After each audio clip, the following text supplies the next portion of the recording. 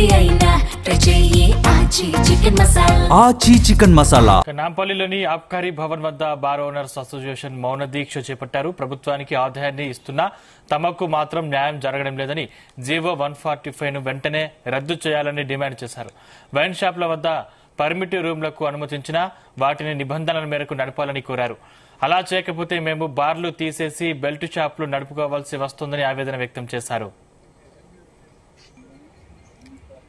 ఈరోజు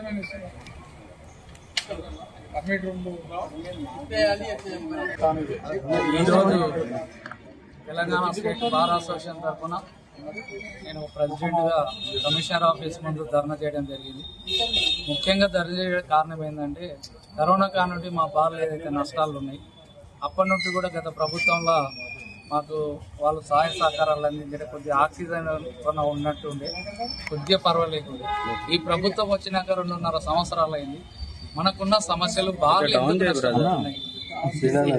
దేని వల్ల నష్టపోతున్నాయి మరి ఎక్సైజ్ మినిస్టర్ గారికి మరి కమిషనర్లకు కూడా ఎన్నోసార్లు రిప్రజెంటేషన్ లైసెన్స్ ఫీజు కట్టి దొంగల్లాగా వచ్చి దౌర్జన్యం చేసి మీరు షట్టర్ వేస్తారు.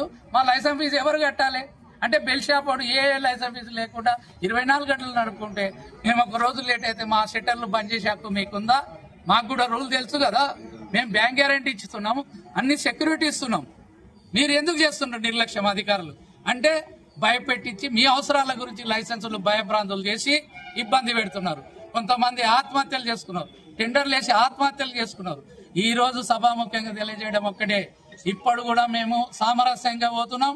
మొన్న కూడా నిరాహార దీక్ష చేసినాం, ఈ రోజు కూడా నిరాహార దీక్ష పూనుకున్నాం. ఇవాళ 1800 బార్లు ఉన్నాయి, ఎంతమందికి జీవనోపాధి ఇస్తున్నాం. మేము ఈ రోజు న్యూసెన్స్ చేయకుండా ఈ యొక్క అసెంబ్లీలో జరుగుతున్న బడ్జెట్ విషయంలో పెడుతున్నారు. మా యొక్క సమస్యను మరి సీఎం గారా మినిస్టర్ గారా అధికారుల దృష్టికి తీసుకొచ్చి అసెంబ్లీలో చర్చ జరిగి ఈ 4-5 రోజులలో మాకు దీని మీద చర్య చేయకపోతే మేము ఇదే ధర్నా అది అత్యంత వరకు మేము రోడ్డు మీద ఎక్కం. మా అసోసియేషన్ ఆఫీస్ ఉంది, అక్కడ పెద్ద ఎత్తున నిరాహార దీక్ష చేసి చచ్చినా పర్వాలేదు. ఈ యొక్క సమస్య తీరేంత వరకు